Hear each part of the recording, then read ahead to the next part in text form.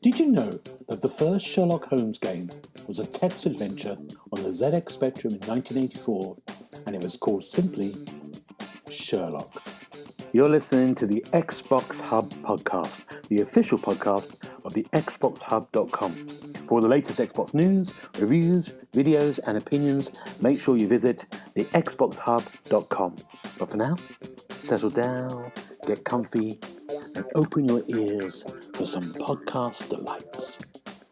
Hello and welcome to the Xbox Hub Official Podcast, episode 160. My name's Gareth Brodie. I'm going to be your host. And on my virtual left is Mr. Darren Edwards. How are you doing, Darren? Hello, good afternoon. I'm very well. How are you? I'm very good. And on my virtual right is Mr. Paul Renshaw. How are you doing, Paul? Hello, I'm not too bad, thank you very much. I'm glad to see we've got the sort of political orientation correct. Darren on the left, me on the right. And straight down the middle is Richard Dobson. How are you doing, Richard? The perennial fence sitter. Hello, everyone. That's the flag over there.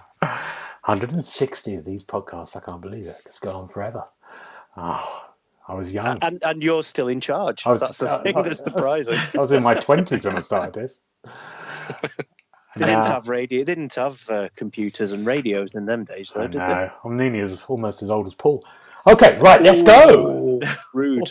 Let's go into our weeks. What have we been doing? Darren, what's your week been like?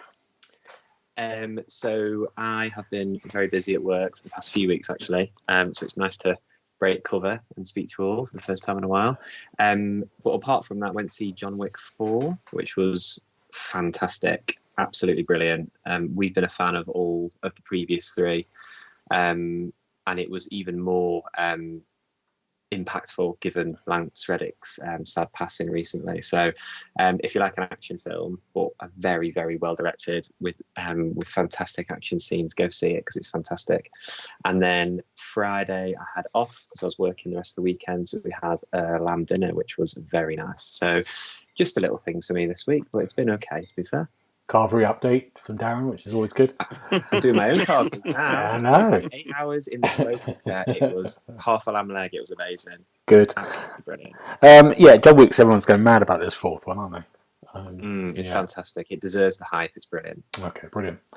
What about you, Mr. Renshaw? What have you been doing? How's your week been? What have I been? Well, my week started off very, very well. I went fishing on Monday because it was a bank holiday.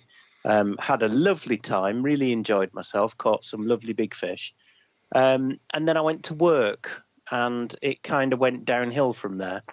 I have spent from 7:15 this morning, completely through my lunch break. I've not stopped yet. I've had nothing to eat all day. Up until about 4 o'clock when I just said, you know what, forget this.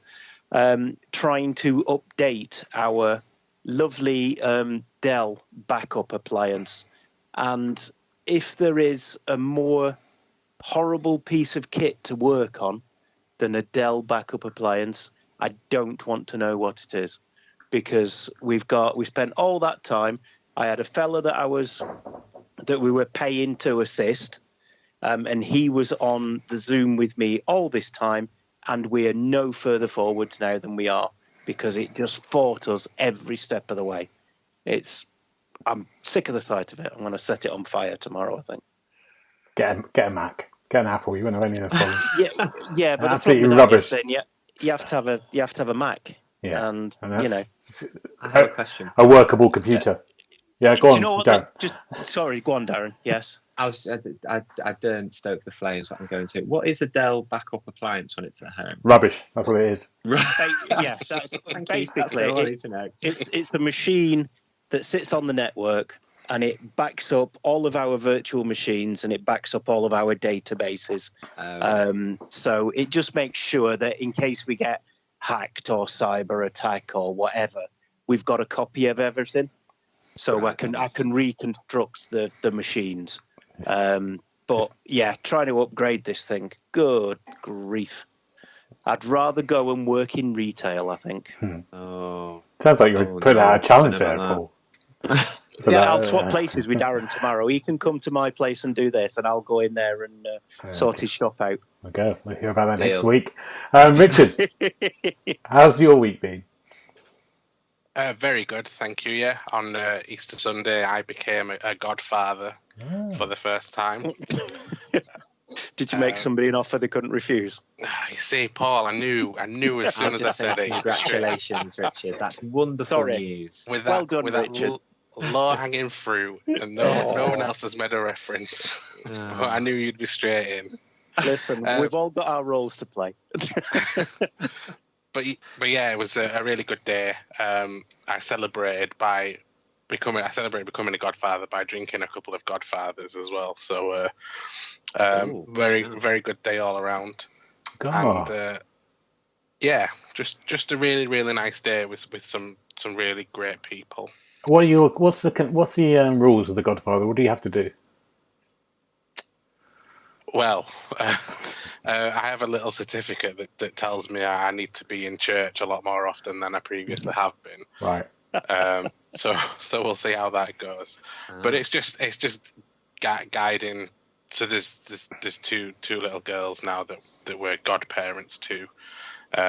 Just sort of guiding them on the right path, right and wrong, and obviously if fingers crossed it doesn't happen, but if the worst does happen, that we'll be there to step up if needed and everything else. Yeah. Good. I have two questions.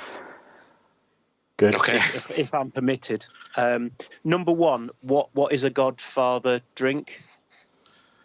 It's a cocktail. It's amaretto and whiskey, and it can either be with or without Coke. I think for the situation I was in, I decided to dilute it a little bit with Coke, but I believe you can have it without as well. Good. Okay, lovely. The second question is, now obviously we all know that Mrs. Dobbo is lovely and everything. Do you think that you're the right person to be guiding two little girls on the path of right and wrong? Absolutely. Yeah. Excellent. Next. I'm going with that. This leads you to my week. It's a nice little link here. We didn't know. Last week I really wanted to watch the Godfather films again, and I've seen them loads of times, but I haven't seen them for a while. And I got Paramount Plus free trial for a week, and I thought I'll watch the God because they're only on there. So I watched The Godfather Part 1 and Part 2, brilliant films. And then we started watching Yellowstone, which is Paramount Plus. It's a huge hit in the US, but it hasn't really come to anything over here. And you can get it on Paramount Plus. Now, Yellowstone is a drama series following a kind of life of a ranch in Montana. And it's like a group of cowboys, and it's Kevin Costner's the lead, and a brilliant actress, I've forgotten the name of, English actress who's playing his daughter. He's fantastic in it. But it starts off, you watch the first episode, and then and there's lots of kind of murder and killings and about land swaps and stuff like this. But it's almost like a mixture of Succession and Dallas. It has a kind of very, first of all, you're thinking, this is just quite a trashy soap opera. It is so addictive. So over the week, we're on season 5. So that's how much of it we've watched. Yeah, we've gone mad. Yeah. I recommend Yellowstone. I think if you can get Paramount Plus and you fancy it for a free trial, watch that. That's very good. Enjoyed it a lot. Games. Let's talk about games we've been playing. We weren't on last week, were we? No, we weren't on. Let's talk about things we're doing. Let's start with Richard. Let's start with you, Richard. What's the first game you've been playing this week? Well, seeing as you've stayed in America with Yellowstone, I'm going to stay in with one of an up-and-coming sports in America. But I've recently put out a review for ACL Pro Cornhole. And, yeah. I'm not saying anything. No, I mean, that's a goal. There's no Beavis and Butthead references here. The name just sort of lends itself to ridicule, and I even put that in the beginning of my review. But there's such other terms as dirty bag, woody, Oh my! hanger. It's God.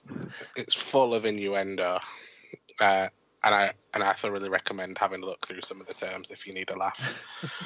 But yeah, so I don't know how familiar you are with cornhole as a sport. Talk us through it, because I was only aware of it a couple of weeks ago. Yeah. I mean, obviously, Gareth is an expert in all American sports, but I'm not. So it's playable in either singles or doubles, and you take it in turns to throw a beanbag at a plank of wood that's raised at one end, so it's like a ramp, and then towards the end of this plank of wood, there's a hole, and you need to get the beanbag to as close to this hole as possible. Each round is four beanbags each, and you get 3 points if you get it down the hole. So there's a maximum of 12 points per round, and then whoever scores the most in that round, they get the difference in the points as their overall score. So say if in one round I scored 9 points, Paul scored 6 points, I would then get 3 points on my overall total. And it's the first of 21 wins the match. But that's pretty much the rules. You can throw beanbags to create a block to stop people getting into the hole. I think if you get all 4 of your beanbags in one round, it's called a 4-bagger. Oh.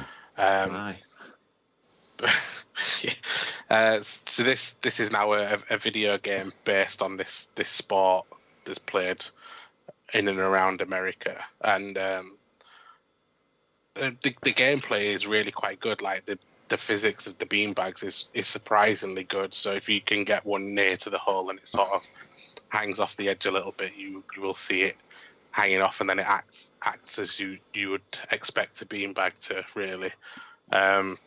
It's just let down by everything else. So there's only one stadium that you can play in.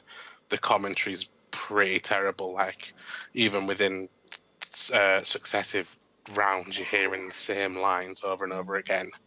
Graphics aren't amazing on apparently there's real world professionals in this game, but they all look very basic. And it's £25 as well, which I thought was very steep for what it is. But like I say, the gameplay is solid, and if they do decide to bring out a sequel, then I think if they can build on that with a little bit extra, I think it'll be quite a fun game. Yeah, it sounds like it's from the same people who did that American Pro Bull Riding, the rodeo game that I reviewed a while back. It's from the people that've done the couple of bowling games, Farsight Studios. I don't know if you've played them ones, but I reviewed a couple of those as well, and it looks almost identical in terms of presentation. Right. Well, we won't be playing that. I have a question, if I may. Yeah, go on, Darren. In terms of the sport, is it a bit like crown green bowls or curling, where you've got to get them as close to the middle as possible? You've actually got to get them in a hole to win. There's a hole in this bit of wood that you need to try and get them down. Right, got you. But if you fail to get them down the hole, do you score points for being close by? Yeah, if you're on the wood, you score 1 point. If you're in the hole, you score 3 points. Oh my God. Oh, don't. Right. Okay, good. We'll leave that one, I think. God. Before Paul... just draw a line under it before I explode. Before it has a heart attack. Not children. Since when? Paul, let's do you. What's your first game? Let's do me. Well, we'll go from the ridiculous to the sublime, I think, for my first game. I've been playing Sifu, which I've been looking at playing ever since I saw it on the old PlayStation. In fact, there's been a number of times I've almost picked it up for the PS4, and it was only the thought that it was coming out on the Xbox that stopped me. So, yeah, I've been hands-on with that, and it is really, really good. The graphical style is nice, but it's the action. It's absolutely brutal. The fighting in it is, you see there's finishing moves that you can do when you're fighting away, and then you press the Y and the B button together to finish a character off, to finish an enemy off, and the finishing animations are just unbelievable. It just makes you go, ooh, that's going to sting in the morning. So, yeah, basically that's what I've been doing. It's a case of everybody is kung fu fighting. And, while Carl Jackson might not be spinning in his grave, he probably will be when he reads my review. So, yeah, keep your eyes out for the upcoming review. But so far, it's fast, it's furious, it's frantic, and it's flipping hard. So, there you go. And for those who don't know anything about this game, it's the idea is that you're going to fights, but when you die, you get older. Is that right? Yes, that's correct. If you manage to get defeated, you get older. But you also get, as you get older, you do more damage but have less health. Right. So it gets increasingly harder. Obviously, you do more damage when you do hit, but then you've got less health when you're getting hit. Yeah. So yeah, it's really an interesting system. But when it gets to like your age, Gareth, it's almost the end of the game. Oh. I think the oldest I've got to was 77. Wow. And then when you die when you're 77, it just goes, do you know what? You're too old, mate. Give it up. Yeah. And then you start again. Do you start again from the beginning or just from the level? You can start the level that you died on, and you start at the age you began it at. Okay, right. But I made the mistake of trying to play it on normal difficulty for the first run, and I just kept getting my ass handed to me at the end of the second level. So I've come down a bit, and it's not so bad now. I didn't see this game come up on our review list. Didn't you? Oh, it's another one, is it? Oh, listen, before you get all shirty, it didn't come up on the... We didn't get the code for this game. I had to purchase it myself. Oh, there you go. So £33.69 of goodness. So there you go. We don't believe you. Darren. Can I... sorry. Can I just make an observation? Yeah. Paul, you've just killed off Carl Douglas. Have I? Is he not dead yet? He's not dead. Oh, I do apologise, Carl Douglas, if you're listening. So I might have called him Carl Jackson as well, which was somebody else entirely. I think you did. So, that's what I was like, what? That was Michael's brother. Sorry, Carl. Sorry, Carl. Yeah, he's a big fan of the Xbox podcast. He is. So that's a fan. He's still going strong at age 80, so I'm not sure if it'd be an appropriate age in the see-through world. Is he still kung fu fighting, do you think? He's probably still making a royalty off it, so I guess you'd have thought so, wouldn't you? Darren, what's your first game?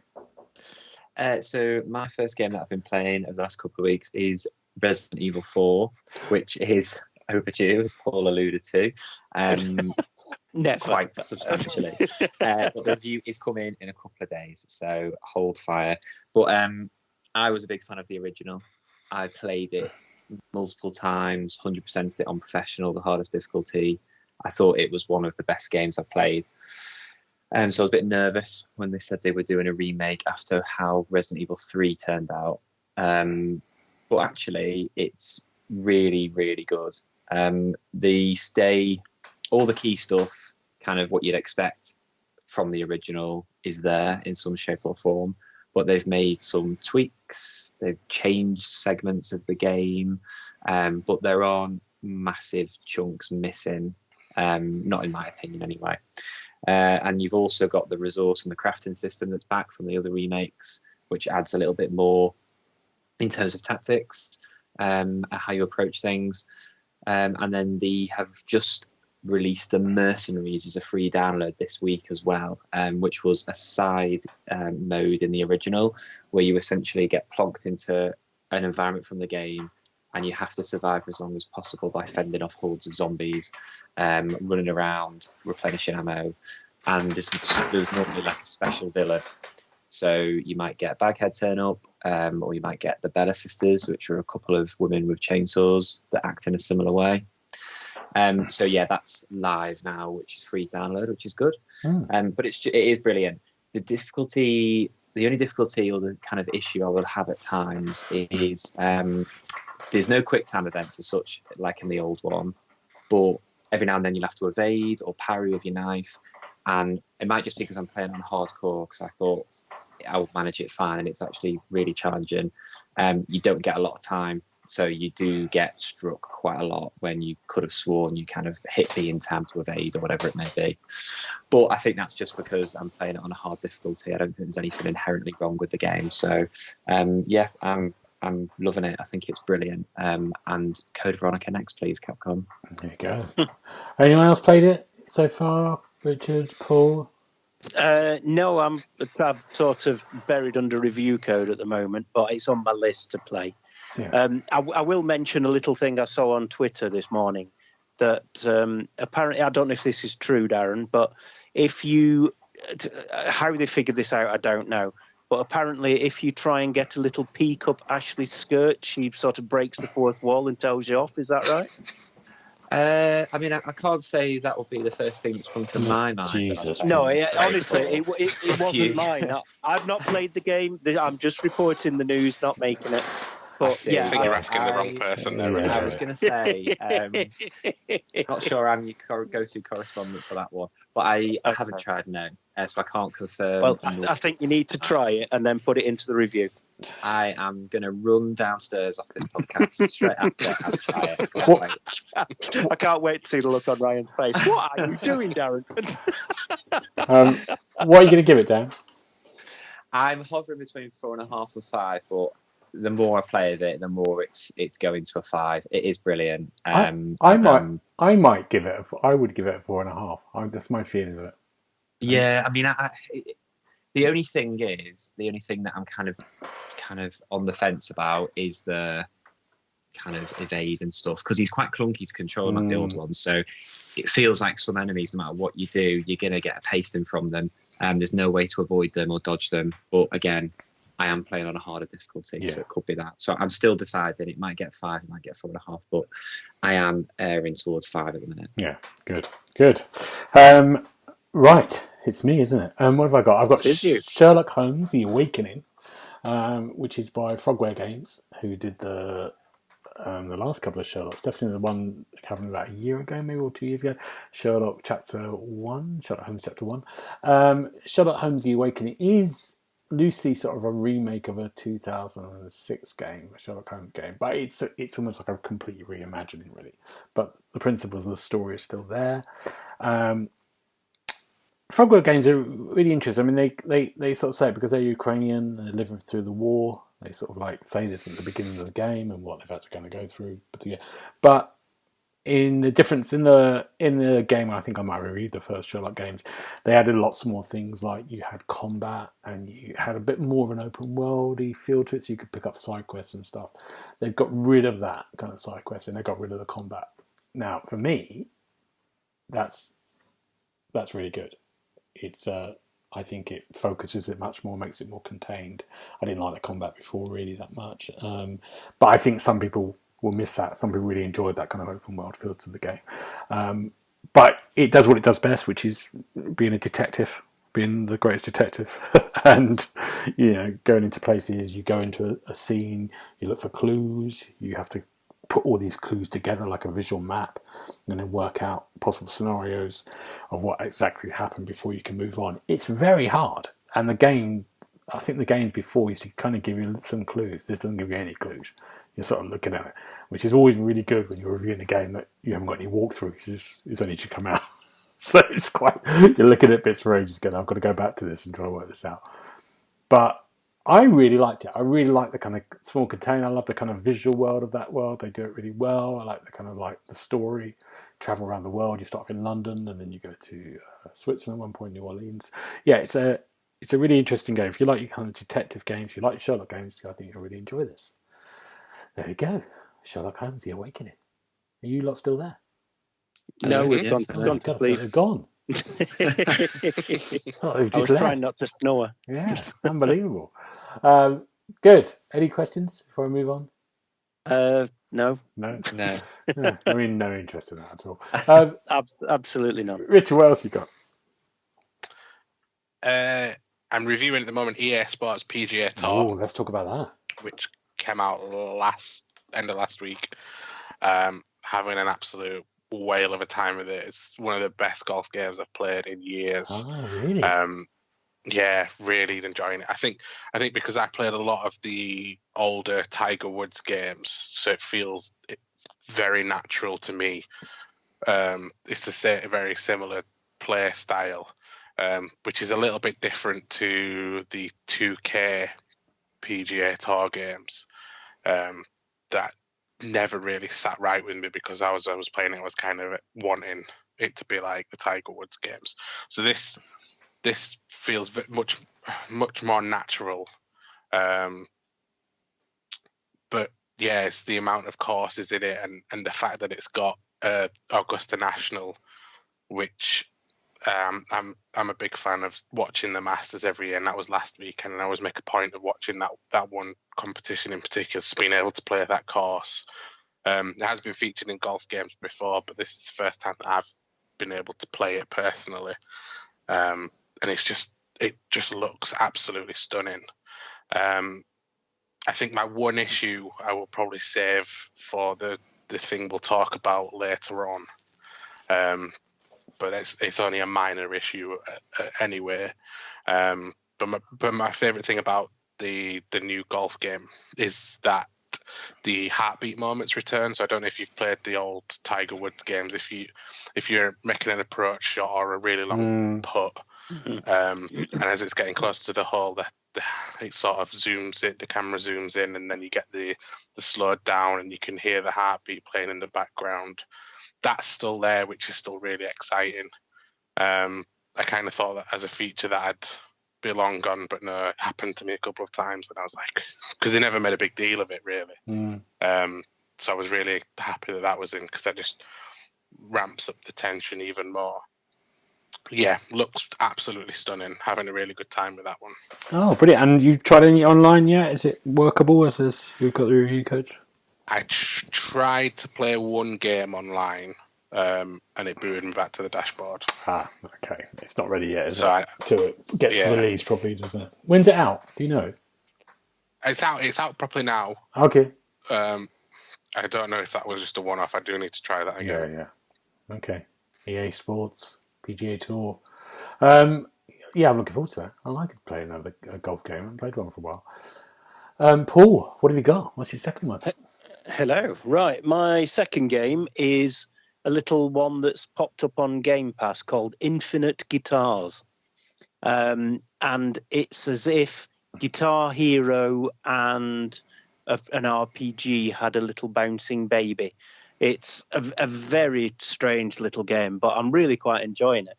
Basically, the story is you are this lad, and you have to wander around, and the worlds that you go and visit are full of robots from when there was a big war a little while ago. And when you get into a battle with a robot, you can use your guitar to either smack it round the head, or you can use it to power up attacks for your little helper. And I'm making it sound kind of weird, and that's because it is. You've got an overworld section where you run around and have to dodge various things that are going to damage you. And then you've also got the little robots running around, and you can sneak up behind them and hit them first, so you get a advantage in the upcoming battle. But it's really good, fun little thing. It's properly retro styled, and it's just like playing Guitar Hero back in the day. So mix of RPG and Guitar Hero, and I will be writing a review for that shortly. And that's on Game Pass at the moment. It is on Game Pass, yes, absolutely. So if you're a subscriber, give it a try. Okay. Yeah, good. All right. I've still got no idea what that game is, but you described it beautifully. But I'm going to have a look at it. Obviously not if you don't know what it is. We're not listening. I dropped off a bit. I was ready to think. How rude. Darren, can you persuade me what your game's about? That's it. You've got 10 seconds.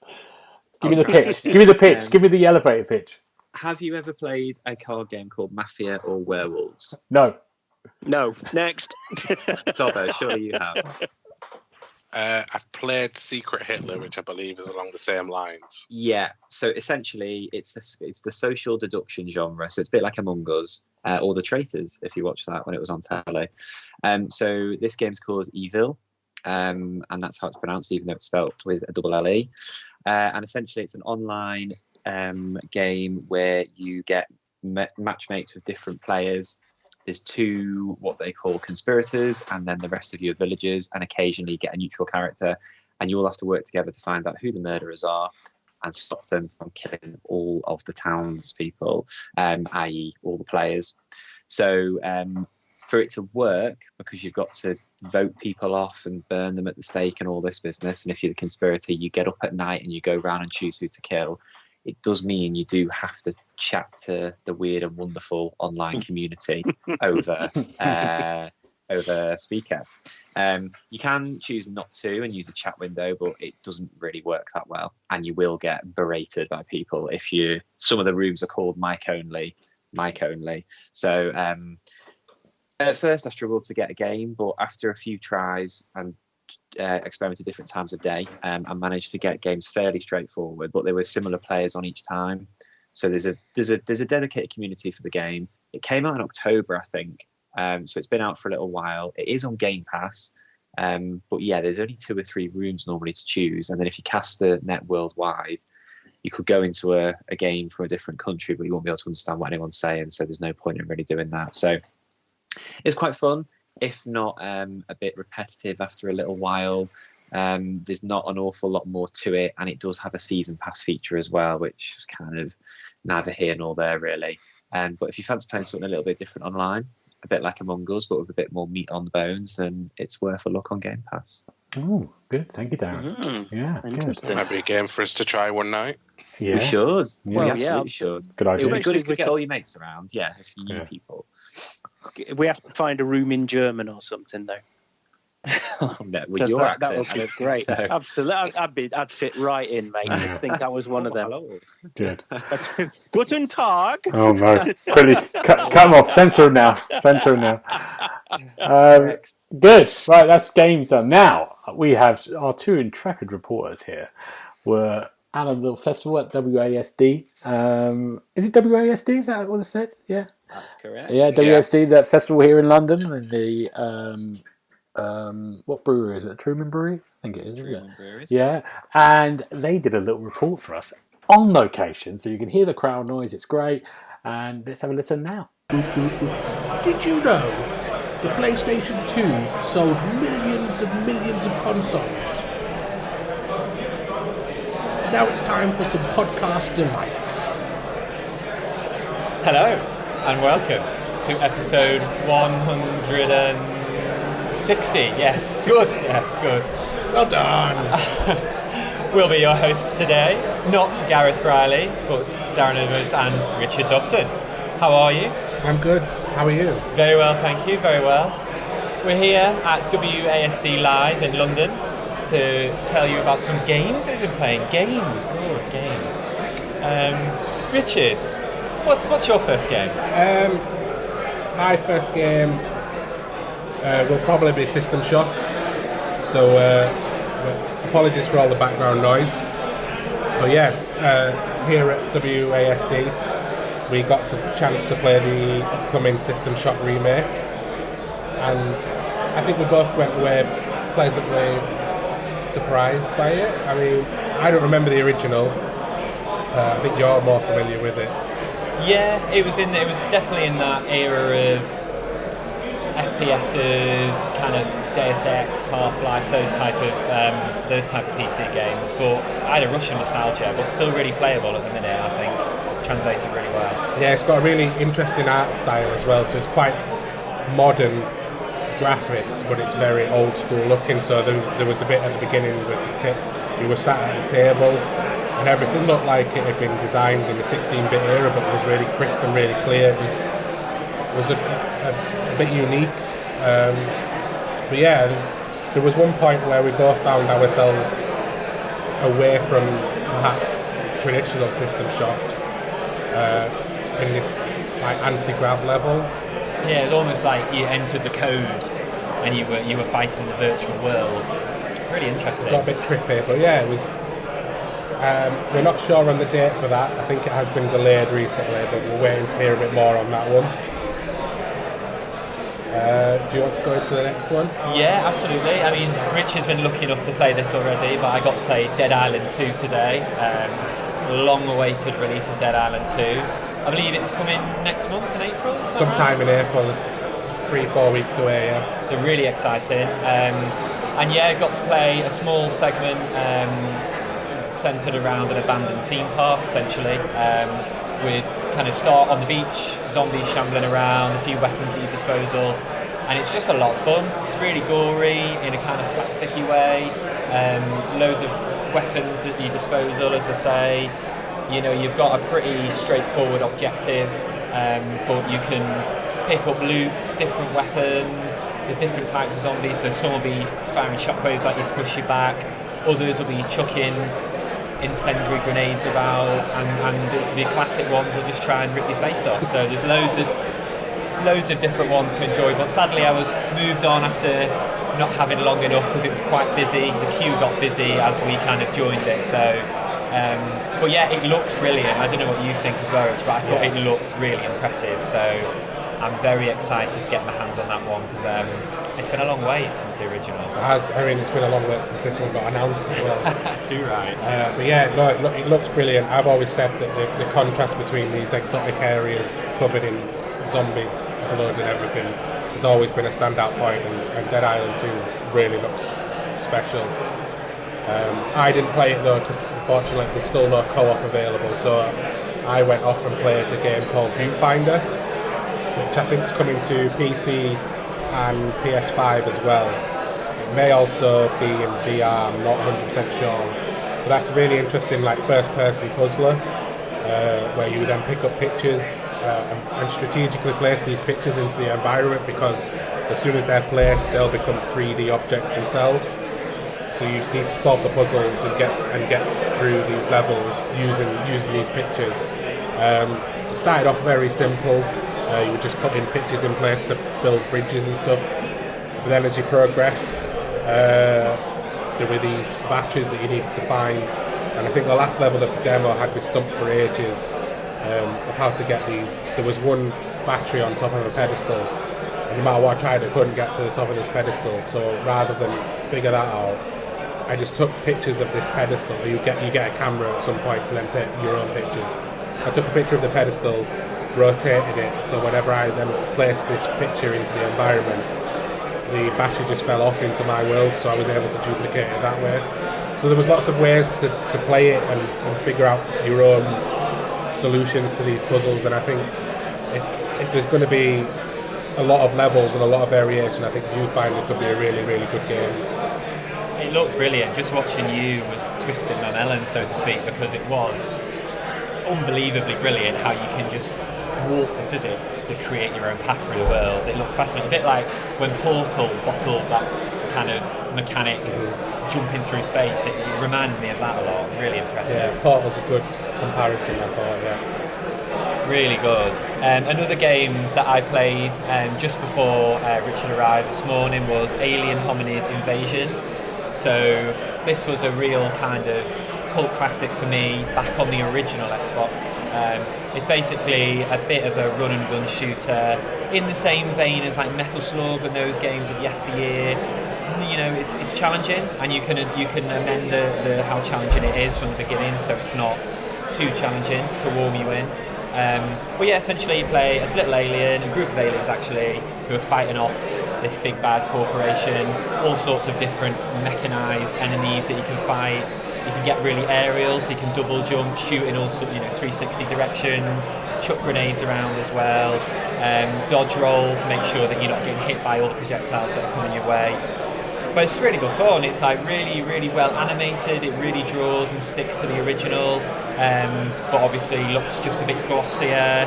There's a lot more going on the screen, and I believe you can have up to 4 players at once play together. So it's still not sure when it's being released, but it is coming 2023. So hopefully we'll have some more news on that very soon. But really looking forward to that one. Yeah, I missed that one, but I think I saw the back end of it. It looks quite interesting. It'd be a good little party game, I think. The first one that we played together was upcoming one. I think it's due out on PC and Switch first, Mask of the Rose, with PS5 and Xbox releases to come afterwards. But I think we both had to tear ourselves away from this one a little bit. There was it's set in the same universe as Sunless Sea. I believe that's the one. Which I'm sure Gareth has got a review on the website for already.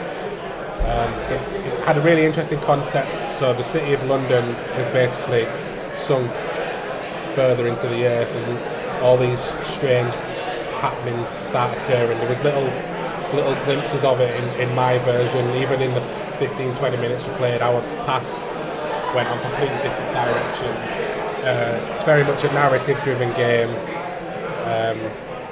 But yeah, we were utterly engrossed, I think it's fair to say. Absolutely. You can just imagine kind of getting the oil candle on and turning the lights off and just getting your headphones on and just immersing yourself in the world. There's some shady goings on. Somebody called Mr. Pages, who sounds like a comic book villain. You've got to kind of uncover what's going on in this kind of post-apocalyptic London, really. And it has been confirmed it's going to follow on to PlayStation and Xbox, but we're not sure when. So hopefully the launch goes well for them in June, and we'll see it on Xbox not too long afterwards as well. So another game that I played was Park Beyond, which is Bandai Namco's new sim game, which is coming very soon. The first question I was asked by the chap who was running the stall was, have you played Roller Coaster Tycoon? So that tells you all you need to know really about this one. Essentially, as you can imagine, you have to build a theme park, look after the guests, maintain the rides, make money, etc, etc. What I quite liked about the opening of this, certainly in the demo that we played, was you kind of got a bit more backstory about the park. You kind of got to know the characters, somebody who was some sort of CEO, I think, or maybe chief financial officer, and the more creative, almost like a circus master type character. So I'm hoping that it won't just be random areas that you develop parks in, but actually there'll be something else going on in the background. It'll be quite refreshing. It took me a little while to get used to how to play it. It's been a while since I played a PC game. It took me about 10 minutes to figure out how to make a pathway. But once you get off the mark, it's fairly intuitive. So I'm looking forward to this one a lot, because I think that I spent so many hours playing Theme Park and Roller Coaster Tycoon that I'm kind of ready for one of these games. And as you said, Richard, it's pretty much a guaranteed hit, isn't it? One of these theme park creators, because you just left to run with your imagination. Yeah, I didn't play this one because it was keyboard and mouse. And if Darren struggled with it, I would have made an absolute mess of it. But no, just watching it, I think really, really well designed. And then at the very end, Darren zoomed in as far as he could, and we were both impressed by the clarity of that as well. Because the previous games, aside from Planet Coaster, that came out a couple of years ago, that also had a really good feature. But they sort of lose the detail a little bit. Park Beyond seems to have a lot of detail. So yeah, we're really looking forward to that one as well. Next one, we had a bit of a versus on this one, was Street Fighter 6. Yes. There was 6 or 8 characters available. We went through most of them. Had a few games. I think I played as Chun-Li at the beginning as one of the only characters I recognised. There was I think there was a few new ones on there that we didn't recognise. Yeah, Luke. I mean, I didn't play 5, so he might have been in that, but yeah, he was new to me. I'm very much not a Street Fighter guy. I'm more Tekken and Soul Calibur. But we both said the same thing. It looks really good. And what they're trying to do with the career mode that we've seen on previous trailers and stuff is a little bit different, and something to sort of separate it from others. So I think we're keeping an eye on this one for the time being. Absolutely. I think it's June the 8th. It's due out, and this one is coming to Xbox, because 5, I believe, was only on PlayStation. So Xbox gamers can get involved with that as well, which will be brilliant. But I'm looking forward to the career mode as well. I'm just interested to put some context behind just the sparring that you normally get. So yeah, looking forward to Street Fighter 6.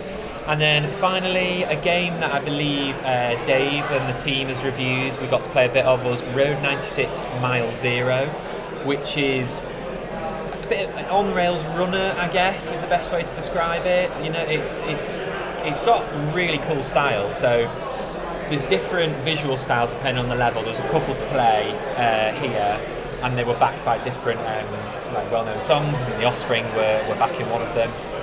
And essentially you have to slide, duck, jump, avoid being pursued by somebody throughout the level, and they tend to get bigger and bigger and a bit more wacky, and it all starts kind of kicking off. So it reminds me of a game I reviewed a couple of years ago called Aerial Knights Never Yield, which was fantastic, a brilliant game. So I'm really looking forward to see the breadth and depth of all the levels and different musical styles that they have in this, because I wasn't really familiar with it until today, but I'm definitely going to go and seek it out after playing it. So it's nice that there's been a real mix of games, I think, like a diverse set of games here, and I think both of us were quite impressed with how big the offering was. Yeah, definitely. There's loads that we've not even touched. A lot more indie games here. I think we've sort of stayed quite close to the bigger titles, but there's tons of indie games here as well. I also want to shout out Vampire Survivors that have had the best merch here this weekend. I've now got, if you're familiar with Vampire Survivors, I've now got a stress ball in the shape of a clove of garlic, whereas everyone knows garlic's the best weapon in Vampire Survivors. Brilliant. I don't play it here, but I've still not played it. I need to play it because everyone raves on it and says it's fantastic. But yeah, that's about it from us and our dispatches from WASD. I think we're going to play a bit of PSVR 2 without having to shell out 500 and something pounds for it later. But from us, we'll head back to the studio, as it were. Bye-bye. Bye-bye. Back to the studio. That's what I like. I like that back to the studio feel for it. I mean, it's a bit weird that you're here. It doesn't. Yes, it ruins the is, illusion yeah. of quite a bit there. You didn't recommend. We weren't supposed to be, were we, when we recorded that? No, exactly. Yeah. But really nice. Well done, chaps. Really good. Great impression of me. Was that you, Richard? No comment. Yeah, it was good. Love that. It was very good. Very good. I was giggling to myself when I was listening. Very nice. What was your? So can we just say? I think we know it from when we listen. Your favourite game, Darren? From your experience, if you had to pick one. I've got to say, I had an absolute blast with Alien Hominid. I thought it was brilliant, so I can't wait for that to come out this year. Good. And what about you, Richard? Whilst I didn't get to play it, I did really enjoy the look of Park Beyond, and I really want to play that. That was good. Good. Thank you, chaps, for that. It was great. Now, it's been a slow news week. We're still sort of like in that kind of weird moment, maybe before the sort of big games start to come out and the big announcements. But we just had something today, which is about Redfall, which brings us into a little kind of chat, I think, now between us. And they've sort of announced that 60 frames per second performance mode on the Xbox Series X and S won't be available at launch, but will come on a later date.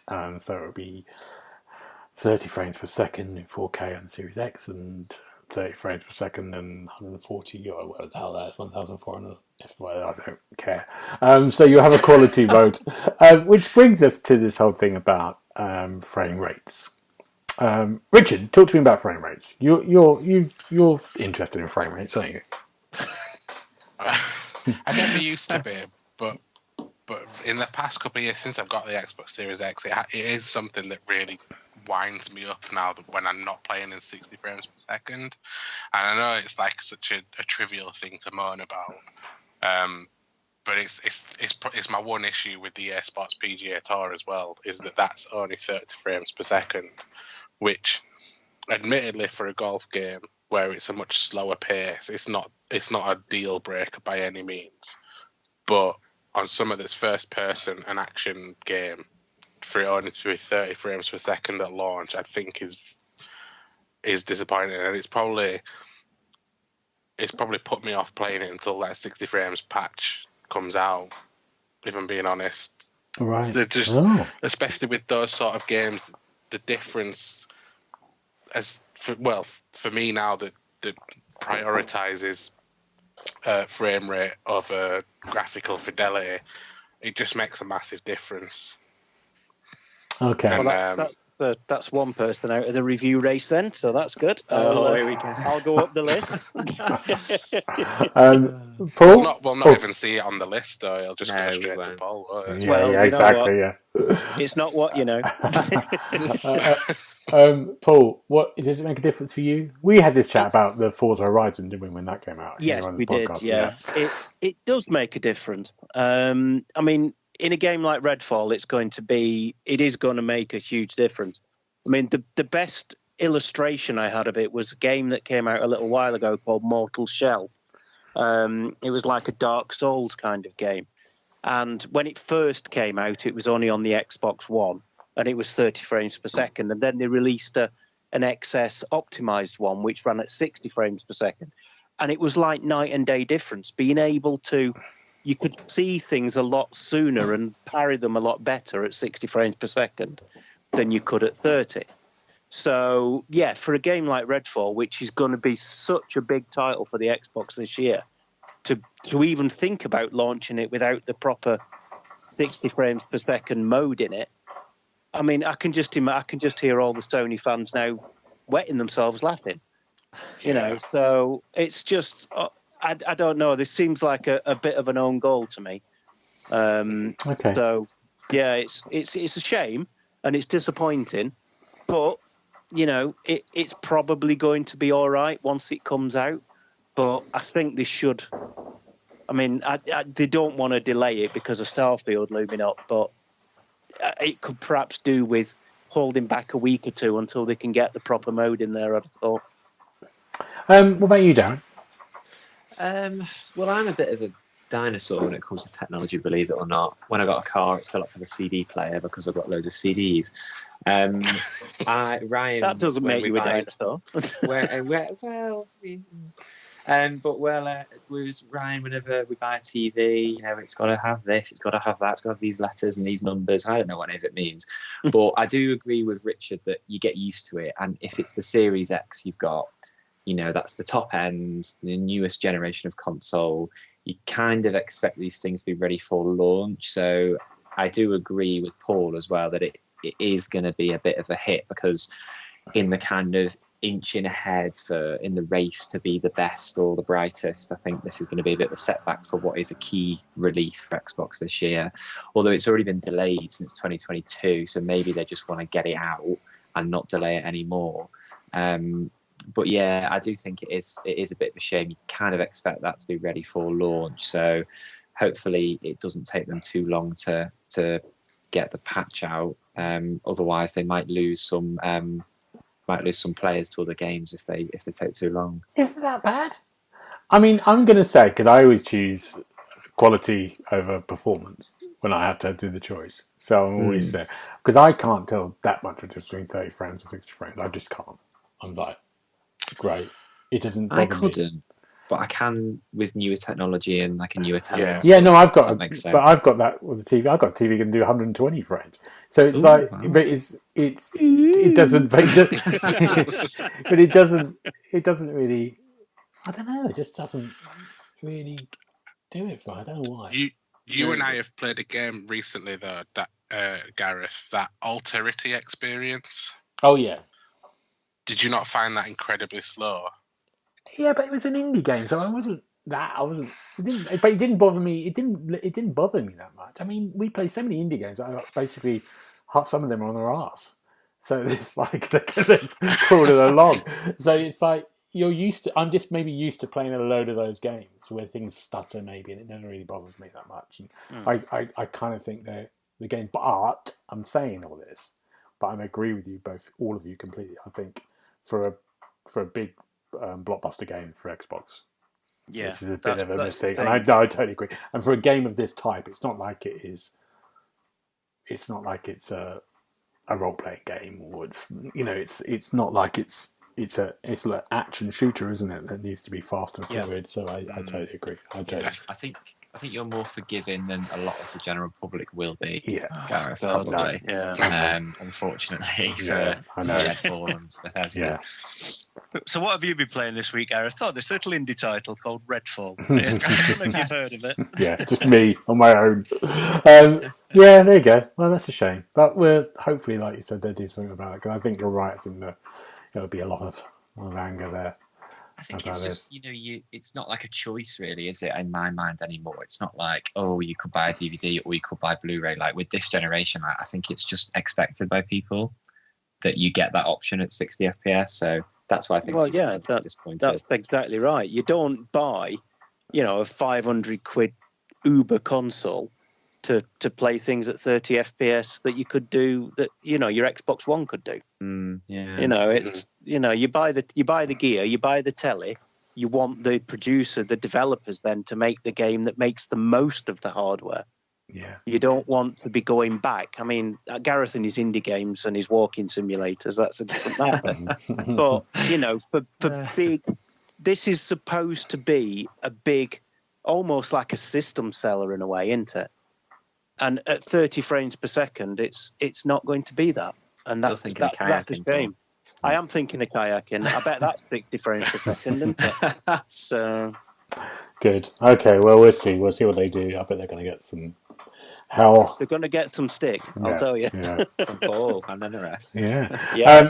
A nice other bit of news that Richard's brought attention. Do you remember the Wii? Do you remember Wii bowling? I fondly remember the Wii. An elderly couple in France. They've entered a tournament and they won. Janine, 96, and Gilbert, 85. Got a toy boy there. Competed, and they represented their retirement home, and they won. You can have a look at that. What do you think of that? There's hope for us yet, Paul. Absolutely, yeah. Have you watched the clip? Yeah, there's a little clip you can watch. Yeah, oh, really good. They look bewildered, bless them, as the host starts jumping around, dancing and stuff, and then there's a crowd up on their feet, and they're just like overwhelmed. I think by it all. But it is lovely to see. It's not a bit funny. I think my favourite bit is that they're representing their care home as well. That's quite funny. Yeah, it's amazing. It is nice little story. Okay, right. Well, that's it now for us, gentlemen. We're done. So, what do we think? What are we looking forward to? What are we looking forward to? Very little at this time of day. What do you think? That's what we should do. Little check out at the end, see how we went. I thought Gareth should do a bit better next time. And let's do. What are we looking forward to next week? Paul. Hello. Well, not so much next week, but once I've finished chatting to you guys, I'm looking forward to getting stuck into Ghostwire Tokyo. That's finally come out, and that is on Game Pass as well. But I've got to be brutally honest, having missed lunch at the minute, I'm looking forward to going to the chippy as soon as I've finished talking to you. Well, there you go. Yeah, Ghostwire Tokyo. Good. Some new game modes. It's a good game. I enjoyed that game. What about you, Richard? Yeah, similar to Paul, I'm going to go download it as soon as we're done here. Lots of other things as well. I'm off to see Paramore and Block Pie on Tuesday, which I'm really looking forward to. Block Pie, one of my favourite bands, despite being a filthy metalhead. The Final Fantasy Pixel Remasters out on PS4 and Switch next week as well. And I'm also looking forward to being able to talk about Dead Island 2 and Coffee Talk 2 with you guys. Great. And Darren, what about you? We're going to see the Mario movie tomorrow. It's done very well, apparently, the biggest animated movie, so for all its criticisms. And we're having some friends over at the weekend. They're going to see a band called Scott Bradley's Postmodern Jukebox, who I think I've spoken about on the podcast before, so looking forward to that. Great. I'm going to watch the State of Play, bring it back to games for tomorrow for the Final Fantasy new game that hopefully Richard will watch, and maybe chat about it next week as well. I'm not going to watch it. Oh, okay. Well, I'm trying not to watch anymore now because it's only 2 months away. Well, I'll talk about it and spoil it for you next week. Right, Paul. Where can we find you, Paul? If you want to grab my handle, Gareth, it's on the Twitter and it's at TheXboxHub Paul. And Richard, what about you? I am on Twitter and Instagram, and my handle is @Dubbo1912. And Darren, what about you? And my handle is @27Darren on the Twitter. Great. You can find me at GB Bridal on Twitter and Twitch. But for now, gentlemen, thank you very much, and we'll see you next time. Bye-bye. Goodbye. Bye-bye. You've been listening to the official podcast of TheXboxHub.com. You'll be able to find all the notes of this show at www.TheXboxHub.com/podcast. You can also check out our social feeds on Instagram and Twitter at The Xbox Hub, and search for The Xbox Hub on Facebook.